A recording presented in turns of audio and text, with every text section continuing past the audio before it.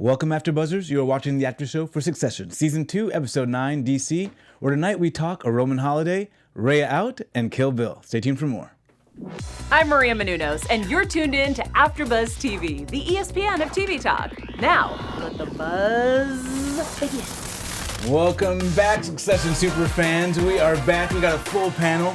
I am joined by my lovely co-host, Mrs. Thelma Mbaezue-Daniel. I am so happy to be here. Still miss for now. Yes. Mr. Ryan Nilsen, head of Popcorn Talk. There are no NRP Eyes on this panel. We here for you. Exactly. To talk Succession, DC. Yes, and I'm your host again, Shaka Smith. Excited for you guys to be back. We got so much to talk about. Yes. Yeah. Of course, we have our news, our predictions, our savage lines, and our flex moments to go over with you guys. Our flex moment is where we pick a character moment that really kind of bossed up. And of course, our savage lines, we highlight some of the crazy lines of this episode, as they always have crazy lines every episode. But let's get into your overall thoughts, guys. You know what? Speaking of crazy lines, I think my overall thought is just summed up in what Carl said. Just watching this episode, full disclosure right now, I'm sitting here, but I'm having a panic attack. Yeah. That was my mood the entire episode. So I feel like that's my overall thought. This was, yet again, incredible episode. I was too having a panic attack. At one point, I was under the table. Yeah. They're falling apart in these interviews. So intense, and just a crazy cliffhanger to end on. Cannot wait to predict about that. But yeah, at the end of the day, you just got to kill Bill. Yeah, right? Yeah, for me, it was the same way where we didn't have any direction. I didn't know which way the wind was going to blow because we had these external forces that seemed greater than the Roys. So I was just anxious, like what's going to happen? How do they react? But we got to get into Kill Bill, this whole strategy. And, you know, they kick it off. We get the whistleblower.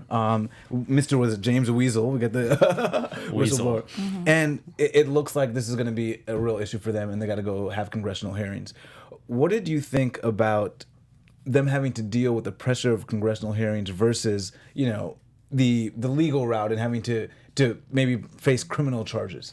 I think it was really important because, it was, like they said, it was a stage. Yeah. So a lot of time those optics are important. Mm-hmm. It's really about having those lines that can really stick with people. And I think, though it was a bad choice, in my opinion, the way it started off, I feel like we did have people come in like Kendall who really gave those one-liners that will work for a general public. Yeah.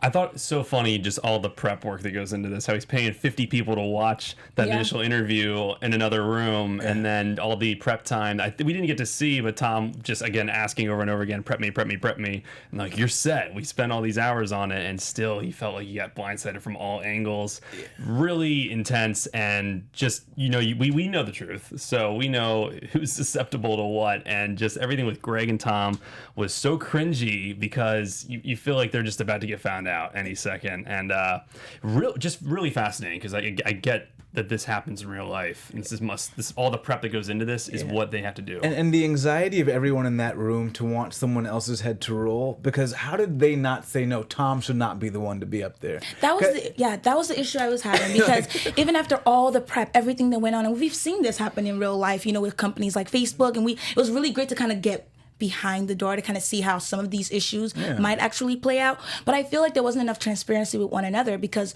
for you to send Tom out there, that was, to me, was not the best choice. Just the history of knowing Tom, like, you know, and not his even ability prep, to fumble everything. Yeah. Like, if I were in that room, I probably would have had very little to say except for not Tom. Like, I'd have been like, whoa, that's 30 emails where you called him Mo.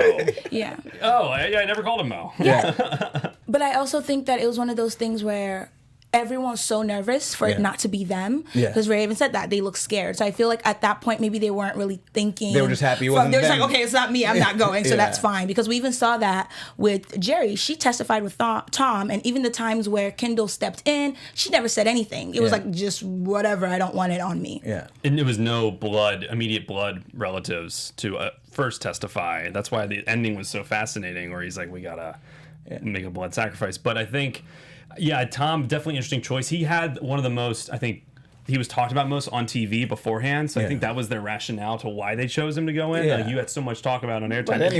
He's the head of cruises at this particular time. But anyone knowing Tom, I wish there were probably. It feels like there was probably another conversation. Well, if Tom screws up, it'll be all right because we can pin it on him too. It feels like there was an extra conversation that we missed. That definitely was foreshadowed in the beginning of the season. Yeah. Now Tom got grilled pretty hard, and something, you know, I think we forget the the human touch to what's actually happening. So we have this term called NRP Eyes. What's your reaction, Ryan, to that? Just hearing that term in relationship to this company and what that actually means in this world.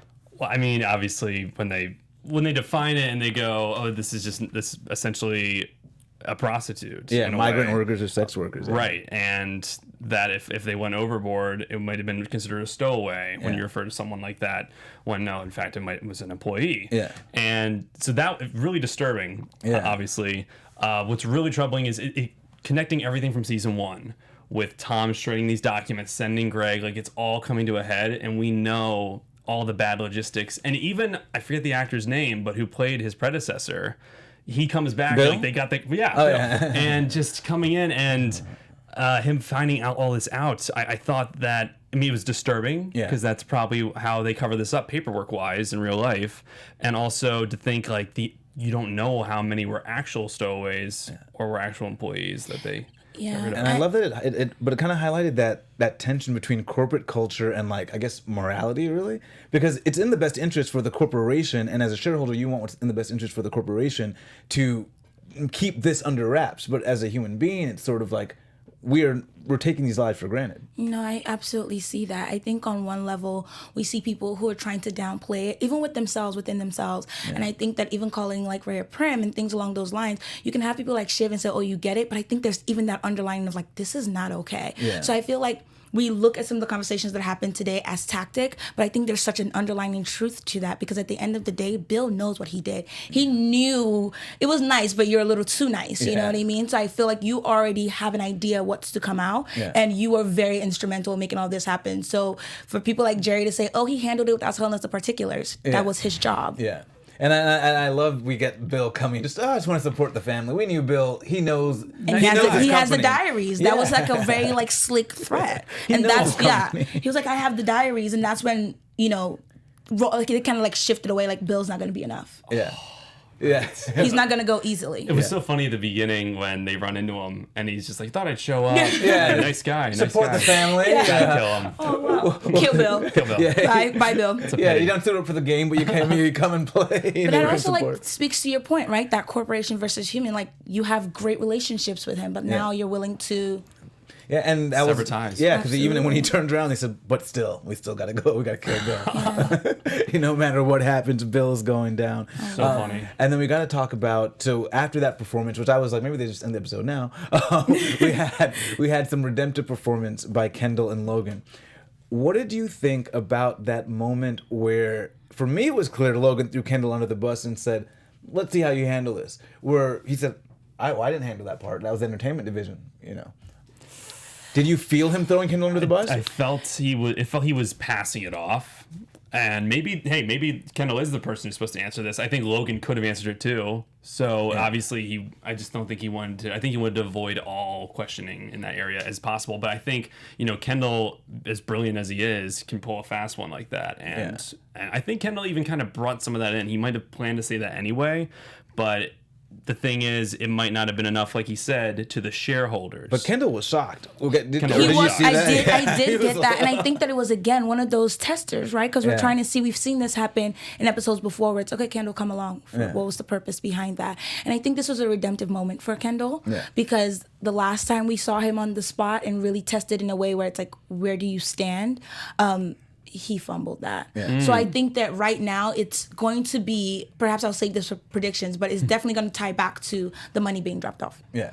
And I think Logan was saying this is a reminder that I'm the king. The whole point of shielding certain information from people is that as you go up the ladder, there's more and more deniability. He said, "I'm not going to argue with Emerson. It is a shadow of me." Yeah, but I don't know. But I don't know anything. So that would be the guy to speak to the details.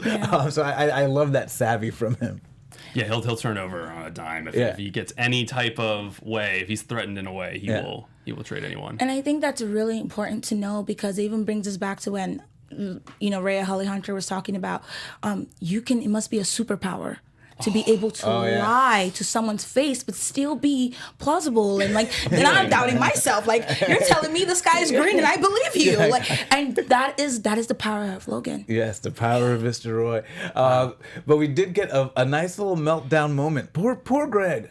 Greg has been through it for the I just passed $250 million. Yeah, he's got this hard choice to make. He says, "Okay, I'm going to throw in with Logan," and then boom, before he knows it, he's up there and he starts to melt down. What did you guys think of Greg's meltdown? And later we got to revisit predictions. Can Greg go further because he's losing it? The meltdown started in the seat when he said his name. So in the camera, Just in the background. He was like, "Oh my god, this is the moment." I thought he was going to say something at that moment. He couldn't breathe, and I feel like any political pundit watching that and just dissecting that C-SPAN viewing would have been like, "What's going on here? What's going on here?" His face was fluttered, but I think it's an opportunity for Greg right now because this is the most I've seen direct interaction between him and Logan, and I really bringing it back to my prediction. I really feel like Greg is headed to the top. Well, I don't know about that. If he can handle this because his properly. fingerprints are literally on those boxes and they know his name. But what if he gives those boxes to somebody, so it's more important. Now we have leverage to use to plant it on who we want. So it can work both ways. But as of now, his hand is like in the cookie jar and he's like, which way to go? Was his reaction in the background of the court scene better, or was Connor? Because that was my next question. Connor was like the audience. He was us. Like, yes. Yeah, like he's just saying everything after Logan finishes. He's just like. Yeah, that's why I want to see the Twitter feed of what Connor's reactions, because people would in real time would have been like, Connor's the guy in the back. Wow. Yeah. Just his audible reactions were incredible. They were. Well, hopefully you guys are having great reactions to us, and we hope you guys are enjoying us in the chat room. And always enjoying us in the chat room. As you know, you can tune in to our sci-fi channel, reality channel, drama, comedy, whatever you love. But AfterBuzz is the ESPN of TV sports, and we really of TV talk. Look at me as we're talking right now. We love that you're always tuned in with us. So stay tuned in. Hit us up on the chat, on the Snap, and also in the chat, and we'll be sure to reach out to you. 5-star review, guys. We will shout you out on air. Yes. We're here for you. Yeah, exactly. On Spotify and iTunes. Look at us. Yes, we appreciate it, guys. We appreciate the love. Hopefully love, right? Big love. And now we got to talk a little bit about our Roman holiday. Roman, he's always one of my favorite characters, but this one, he found himself in a pickle.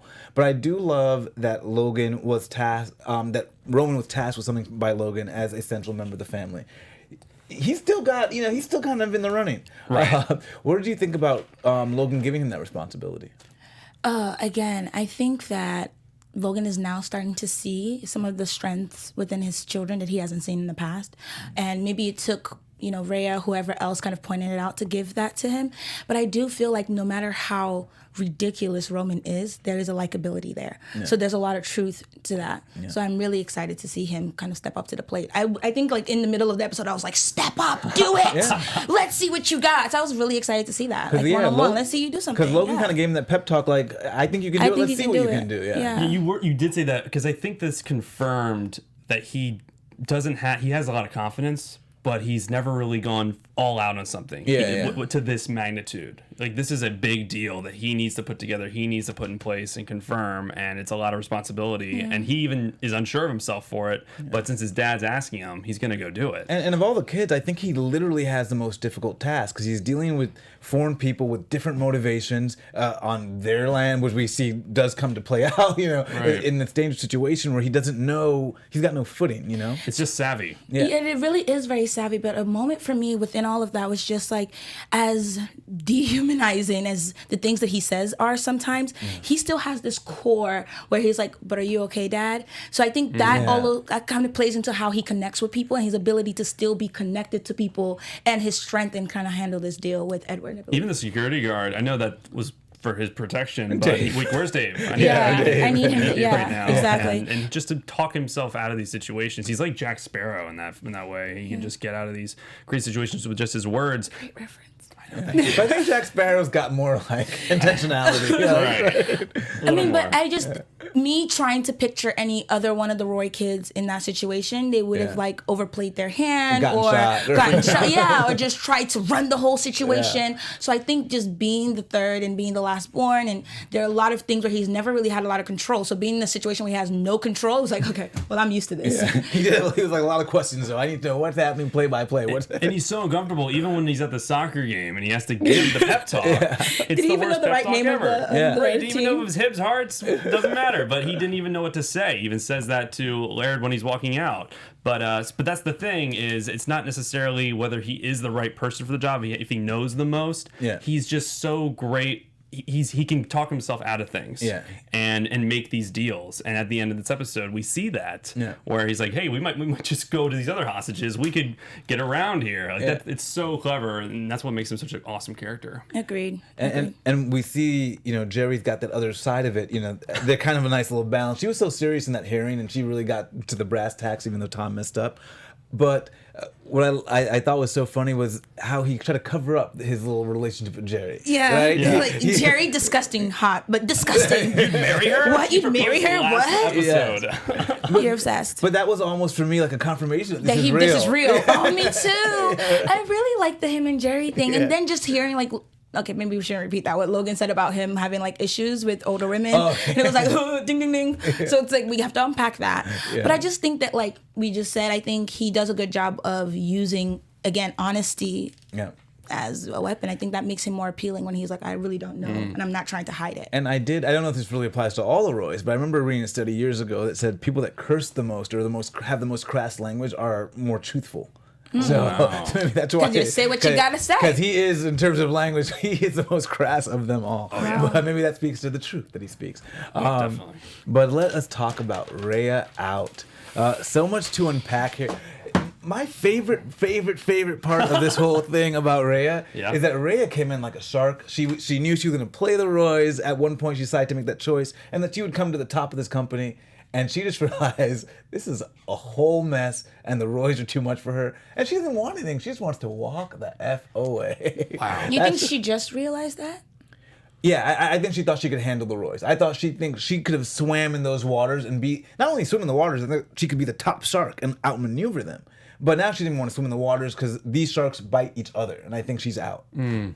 That's interesting. I think with Raya, I was expecting her to somehow get out of the company, but not with empty-handed. I really didn't expect that because, I mean, there's just a lot of issues that come out of that. Like, you just stepped down from a sinking ship, and like, who's going to hire you after that? She's done. Because every time she makes a play... But she thinks that's a better choice than staying there because of the danger. And the lying line you said earlier, the fact that he can just lie to your face with the most confidence and still be appealing, like, that is scary. And that's how she caught him, because she knew that he had called him that Mo before. Close friend. Yeah. So it was a really smart move for her to confirm that fear in that conversation. Because that was the first time we've ever heard of true apology from Logan when he said, I misspoke. And it was like, okay, I'm talking to somebody. I misspoke. Like, no, friend, colleague, best friend. I'm like, no, you. So I think that was important. But I don't think she's going to leave empty-handed. And I think the issue right now is Raya is doing what Shiv was doing before, in my opinion. It got too personal. And right now it's gotten too personal for her. And I just genuinely believe that Raya knew. I don't think that she was aloof to any of the things that were going on in that company. I think that she was very strategic about it. But the moment that she realized that she was out of the loop and there was like such a history that she can never make up for was when Shiv kind of overplayed her hand a little bit, when it's like, you're the best person for us to see right now. Right. In those moments, it's like, I know you don't believe that and I know you don't trust that. Yeah, so it's like... It goes back because Logan said they hid it from me, right? So I think the first thing she's thinking is, who hid it from you? So that's why she said intentionally or unintentionally, I was played out as a scapegoat. So it's like... Well, I think she knows... I think Shiv didn't overplay her hand. I think that was great. I think Shiv was just giving her the Shiv. Giving her the Shiv. She was like letting her know, good one, because you angled for this and we let you get it and now you're falling. But I really think she wants out of there, because remember when we met Raya Jarrell, she was just a connector and she was in with a good family, that Nan was nice, but every scheme that Raya Jarrell got her deeper and deeper in with the Roys, and it's just like she said, there's no bottom to this. I can't see the bottom anymore. Like, at least before I thought there was a line that you wouldn't cross, but now I know that there's a molester, that you guys were referring to him openly and did nothing. So I think she's perturbed by the level they'll go to. And then we had Shiv talking out the sexual the victim from testifying. I think that perturbed Raya as well. I think actually Raya's feelings right now, for me, kind of, have an underlining of what Shiv might be feeling deep inside. I think even when she was saying, I don't trust my father, blah, blah, blah, of course we think, oh, that was a tactic. But again, I think it's weaponizing honesty. Yeah. The same way we're so easily, like you said, people who are honest, just say what you have in your mind. I think that was a really important moment for Shiv. So I think the way Raya is feeling is an undertone of how like Shiv is actually going to end up feeling at the end of the day, because it comes back to corporation morality. Like, where's the line? And that's a bigger issue in our world today. And I think Shiv is feeling that because she had some silent moments. She never voiced it, but she looks like she was perturbed by getting Kira not to testify. She looked like she had a problem with doing that. And I'm wondering if Shiv will be up to snuff for taking over this company, if those are the things she's going to have to do and be responsible for. Or did you feel that, or do you think that, Ryan? That she felt uncomfortable having to do that? To what she did to Kira. I couldn't get a full read on that. I thought that was actually the most interesting scene in this episode, because to a certain degree, what Shiv was saying, she's being very truthful. She was using truth as a weapon there, and she was saying, I'm out for myself right now. I'm talking to you to better my position. Yeah. But I did believe there was some truth to what she was saying with the whole idea that, hey, if you call these guys out, you let the world know what they did, you're going to get them, they're going to get their comeuppance, jail, whatever. It's going to be exposed, but your life is going to be severely impacted. And that's something that I don't really know if we've seen play out on a TV show before. Yeah. And we've seen it been play out in real life. We don't know the full extent, though. And when she's just saying, like, tombstone, obituary, first and last line, it's going to be this is what your grandparents are going to know you as. Vacation, you're going to need to move out of your house. Like, it's going to really impact your life, and you're not going to make out with that much money. You're going to get a book deal, you're going to get some TV spot interviews, but it's all going to fade away. You're going to be famous for 2 days, and people will forget and move on. Whereas with this, you can make a deal with us, essentially working with them, and you get a couple mil, and they still get the shaft. I don't know if restitution for a sexual assault is like looked at in those terms. Of course not. But what she was saying. But I think what she was saying is used to keep victims silent. I don't think that's a positive. I think she was going to that victim playbook of, I'm going to keep you silent by scaring you about what's going to happen. But I'm not going to focus on the positives that will come from you telling your story, the other woman you might save, to, or the release or feeling that you might actually feel better, though you don't have extra millions, but you'll probably still get the millions because, you'll probably still be able to get those millions regardless. Right, but what I'm saying is she used... Exactly. She hyped up the negatives more than the positives, which is using the truth as a weapon. But so arguing that she doesn't have the comeuppance to run the company, I think that this was an example that she does. Exactly. I have to second that, because I think that instead of it being a moment where Shiv was feeling uncomfortable, I think it was one of the strongest moments we've seen from her. Every little thing, from taking off her shoes to walk to seriously, that was a humanizing moment. It's like, okay, we're just girls here talking, sitting down, having that conversation. And I think the most important part is when she said, "Can I trust you?" No, you can't. That was the most honest moment we could have. So I feel like absolutely. I think that was honesty is a weapon. I think that was. Can I trust you? If she would have said yes, you could walk away from that situation and be like, man, can I really trust her? She's a Roy. But to say no, you cannot trust anyone in this moment. You can only listen and make the right decision. I thought she said no because she knew that was the only answer that this lady would trust. So she had but to it's give also the the truth. But I will say, it's also sort of true. It's also the truth, though. Everything she said was true. How do we know if we don't? How do we know that Shiv doesn't really intend to make heads roll? Well, I think there's. Let me put it this way. I think there's a difference. That's what I'm telling you. Like, Shiv is having like a moral compass right now. She's like, you know what? I think Shiv is thinking that might help fix her moral compass, but she knows what she's doing right now is wrong.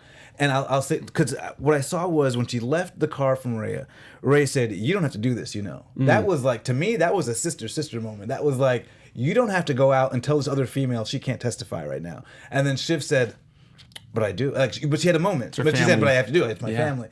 But then even when she comes back to Logan, and Logan said, you did good, kid, and gave her a kiss, she just had a look on her face like, what I did wasn't good. Yeah, I think, honestly, why couldn't that be a powerful moment for her as well, as a powerful woman deciding, like, I'm going to run this company. I'm going to play the long road. This can be delayed gratification, and I'm going to figure out the best way to do it. There are a lot of ways that she could have intimidated that witness, but the way that she chose, I'm not. The question is not if she intimidated the witness. That's not the question. It's about the how behind it and the intent. I would argue we can look back on this episode, many episodes from now, if for any reason Shiv is going to turn away from Logan, it was at this moment Yeah, where yeah, she's yeah. decided, you know what? The things that I'm saying to this witness, I actually believe, and I want to take our company a different way. This is my family name. I genuinely believe that. I think this is the beginning of Shiv trying to decide, with or without Logan, I'm going to run this company, and I'm going to run it in a way that I see fit. I think it's disturbing because with Raya, she realized not only that this bad stuff's been happening in the company, but it's how closely related it is to Logan. The fact that this molester was a close friend. Yeah, and you have to realize it's not just He couldn't even answer the question of like, were you there when any of these things happened? I'm not going to justify that. It's a yes or no question. And what's egregious is that it's not just, there was one incident and we covered it. It was known through the company. They called him Mo. And so the negligence to have someone for years that everyone's calling Mo and not go, wait, is he actually molesting like young ladies that were putting him on a ship they can't escape from? It's not negligent. They genuinely like walk away from situations that they don't want to deal with. No, but I mean, like it's negligent for like maybe someone like Tom who maybe didn't have firsthand knowledge. But if nobody's calling him Mo and they don't call it to his face, like y'all should look into whether or not he's actually molesting people. Oh, totally. And I think for Raya, that was just like. This is like this. this too much. Cover-ups aren't like that. I mean, an incident happened, you cover up one thing, but y'all kept this guy around. So it was almost like the Epstein thing. You guys enabled him. You guys furthered this, and so I think that was Raya was just like, this is crazy. But I think if they had to start asking those questions about if he really wasn't molested, they'd have to start asking the questions about all of the things that happened there, from the human furniture to every single aspect. These people are not living in this. No, I don't negate anything you just said. I absolutely agree. I'm just saying this is a situation where we all know what was going on. I think that everyone in the company knew what was going on. They didn't ask or investigate if he was a molester or not because they already knew the answer and did not want to deal with that reality. That's what I'm saying. Yeah, I think the people that were responsible for investigating did, but I think there are other people in the company that just called him Mo, and no one said, "Hey, like, shouldn't we be looking at this more seriously?" Do you know what I mean? I think it will. So, but oh my gosh, we're all just like, it's a lot. It's a lot. It's really nuts. We got to get into our news and predictions. Well, do we want to do the special segments real quick? Oh yeah. Oh, okay. Sorry. News first. Yeah. News first. Cool. We'll start with our news. AfterBuzz TV. All right. First off, Kenneth Lonergan, famous playwright, film director. He did Manchester by the Sea, Margaret. Really awesome writer. He's a huge fan of this show. Yeah. And this week, IndieWire took this article that he wrote, this op-ed about how fascinated he is with the character of Roman, and that Roman, played by Kieran Culkin, is his favorite character on the show because of his attitude, and that he's so dangerous in that how much he doesn't give a crap. Yeah. And that is the best thing about him, and also his undoing the worst thing about him, and how that makes for such an interesting character that hasn't really been portrayed as well as anyone except for Kieran Culkin on screen. He's done the best job at that. And I think that's so fascinating to hear someone who's like one of the most well-renowned playwrights, directors, commenting on his performance. So I just want to give that a quick shout out. So cool. This show is catching on like wildfire. Yeah. At the end of last week's episode, we even had James Gunn, director Guardians of the Galaxy, upcoming The Suicide Squad. This is his favorite show on TV right now. All these big-time filmmakers and directors are really hopping on the Succession bandwagon. So we're just shouting them out like that.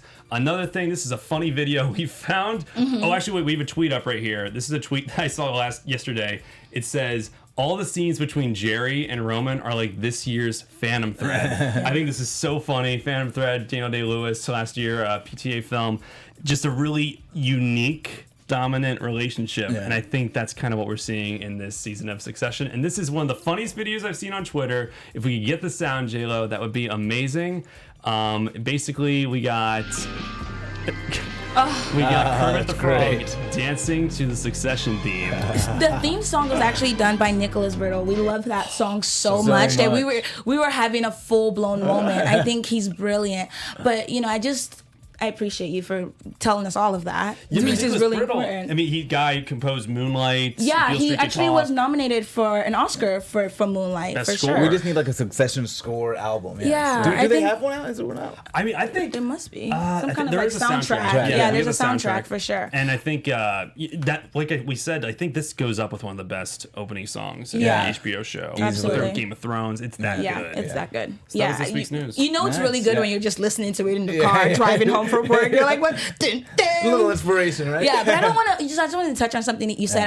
I absolutely agree, and I think that there's definitely a bigger issue here with the women being silenced and just the culture, and we've been unraveling with the time that we're in right now. But I do feel like there are many ways to kill a rat. Yeah.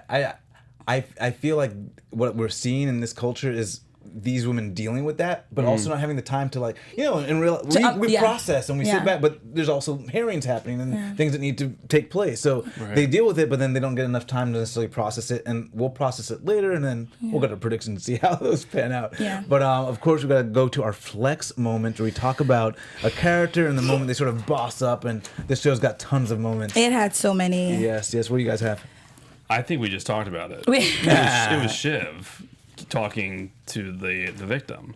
See, to me, that wasn't the boss moment. I thought that was a flex. What was your It's flex her moment? using that honest, her using most of some truths, using selective truths as a weapon, and just really cunningly, sort of flexing in that here's a possible future if you go through with this, and yeah, it's messed up. It's really messed up, but I just think that was not many people could do that. Only Shiv as a character would probably be one of the characters that could pull that off. So I thought that was a major flex moment. Well, yeah, I mean, I thought the way Shiv pulled it off, like The way I she didn't pulled it agree off. with the whole premise. Yeah, with the Completely. premise of it, of but course. yes, but watching her from sitting on that bench and like, how do I get this girl to even have a conversation with Right. me? And Ray's not even here.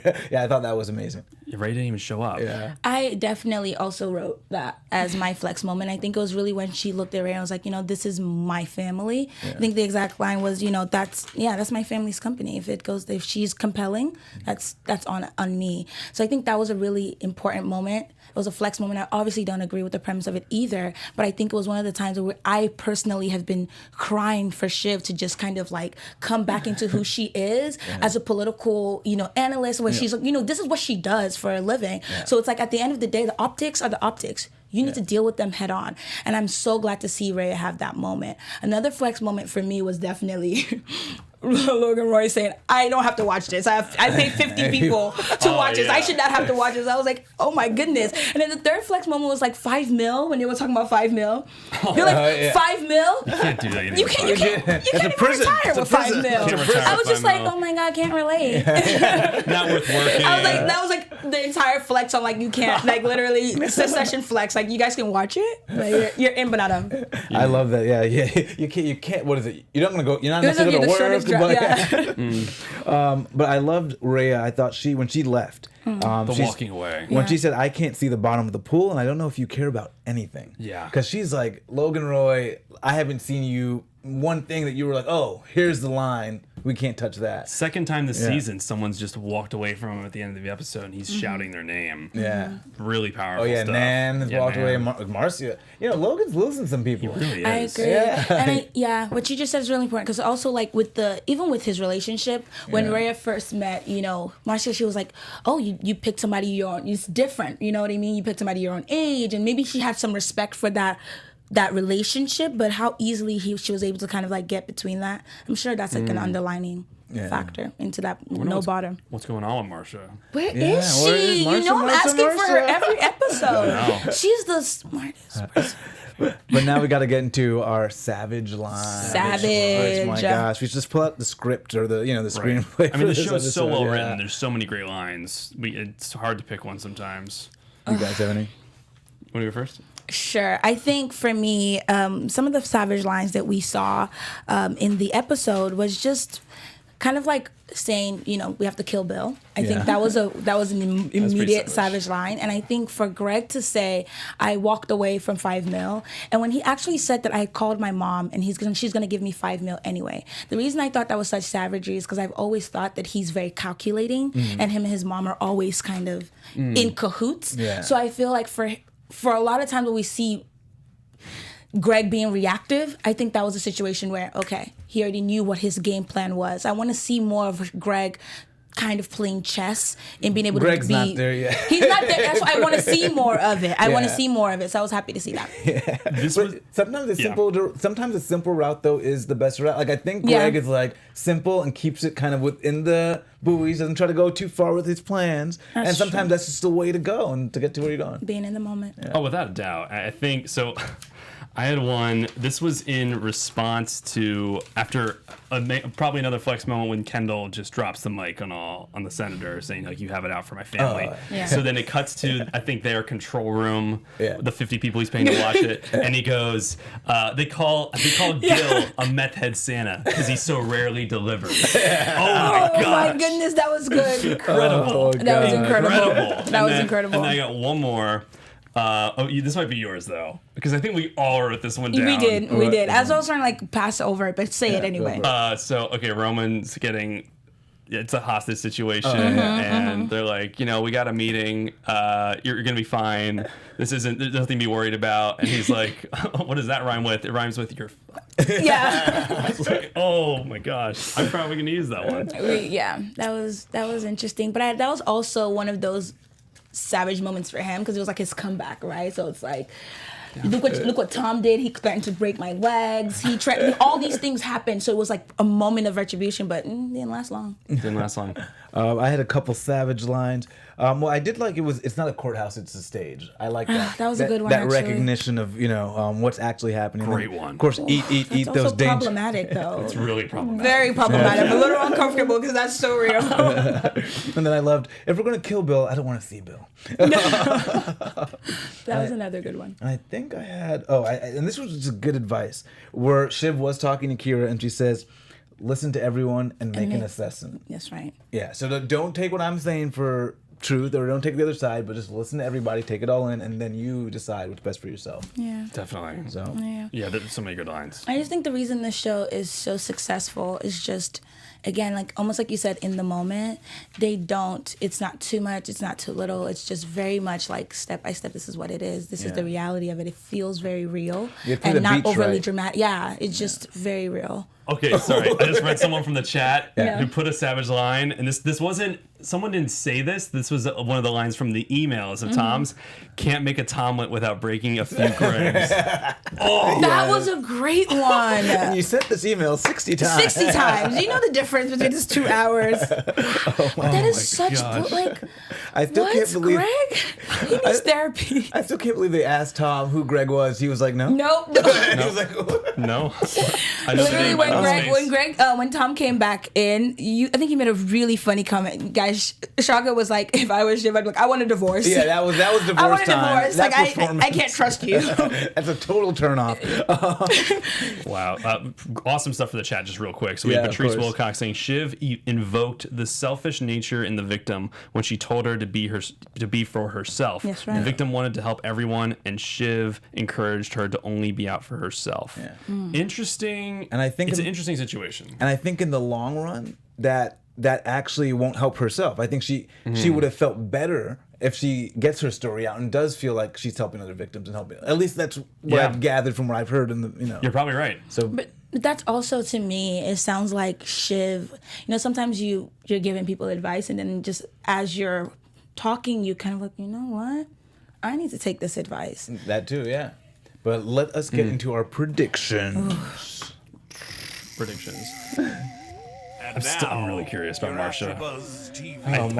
We'll get her next week. We have to. It's the finale. They're like all we on haven't. one boat too. You notice they're all on the cruise. Yeah. What a great back setting. We didn't talk about the random senator being like, I've been on a cruise with my family and I loved it. I was like, okay, that was the moment where everything changed. It was like, who paid him? Where did he come from? Smirk. Well, have you been watching these hearings? I think they were just kind of showing the partisanship that you can have. No, and so whenever it's like when I watch these hearings, whenever it's like a Republican senator, they just start talking about how much they like the guy, and then when it's a Democrat, they talk about all the evils and vice versa. So I think they were just showing that juxtaposition, but that they had turned the tide in giving their side enough to protect them. You know what I mean? They weren't.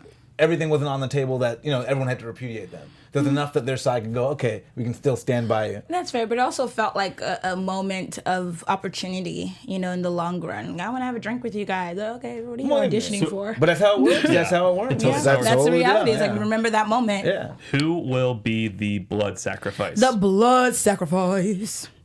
Well, we saw the preview, so I guess, because I was thinking it was going to be Roman. I thought the story of the hostage situation, they wouldn't sacrifice him on purpose, but I thought they would, But yes, I don't know. That preview's a red herring, man. Yeah. It can't be Logan. It can't be. Can't? I can't. It can't? Can't. Only God can touch him. What do you think? I have a few people on my list. Yeah, the easiest person would be Tom. That's like the easiest person. That's not blood. And that's the issue. Yeah. So I feel like because that would be the easiest person, I definitely see it really could be Logan. You think it's gonna be Logan? It really could be Logan because he would need to step away from it enough to give the illusion and he might be able to something still has changed, but he could still control everything. or retain a minority share or something like that. That would be a very smart play, which has been done in real life. But I mean, if we're talking about blood sacrifice, though, Greg's hands are on the cookie jar. But he's not. He's blood, and his hand is in the cookie jar. How is it not Connor? No. Connor, that's another person. Did you wait? Pause. Did you guys see the moment where they were like con heads? Yeah. The con head. He was like, "Can I use that? Sit down." Yeah. So you think, but he would be the easy pick. It's just he's not close enough to the company. There's no. That's what you think. Yeah, I mean, to rescue the company, it needs to be someone somebody that of worked there at value. least. Gotcha. It needs to be like a Gerri. It needs to be, but Gerri would not be satisfactory. And because people are going to want to see a Roy fall. Exactly. Someone in the so need a that's why Roy. I think it's Greg. The reason I don't think it's Greg is because Greg is, like you said, he's always been in the moment, right? He's not so rich that he doesn't think about all these different things. He has what he needs. He can scapegoat Tom, but that's it. That'd be a cliffhanger. The only person Greg gets to is Tom. Because Greg didn't do anything else for the family. But he still has the videos. He still has everything else. Like when they were burning, he has the evidence. He's the one who has the evidence. But it was at Tom's. It's all Tom. So it can't. So Greg is a perfect person because he's a family. His fingerprints are on it, and Greg. I don't know. I think if it's between Greg and Tom, it's still Tom because the way he was saying it's a blood sacrifice. Siobhan. How tragic would it? I know we have to go, but how tragic would it be if it was Kendall? You know what? It could be Kendall because we haven't seen the money thing come back. We haven't seen a lot of things. It's only Kendall. Okay, last person. Everybody call one. Who is it? Kendall. Don't feel good about it. Don't feel good about it. Shiv, because she leaves on her own because she's not comfortable. Shiv has a moral discomfort, so she goes. That's what we predicted at the I'm beginning of the definitely season gonna too. go with Logan. Wow, love it. Well, guys, this has been fun. Thank you guys so much for joining us. Guys, where can they find you on social media? You can find me at Thelma on Instagram and per Shaka's request on Thelma and on Twitter as well. You guys can find me at Ryan Nilsen _, at Ryan Nilsen _, and we're gonna be tweeting at all the cast of Succession, including Greg.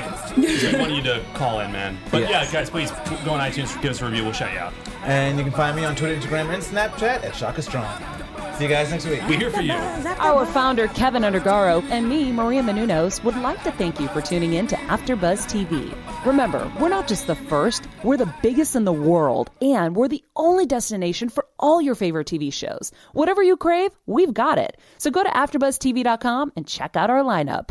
Buzz you later. The views expressed herein are those of the hosts only and do not necessarily reflect the views of AfterBuzz TV or its owners or principals.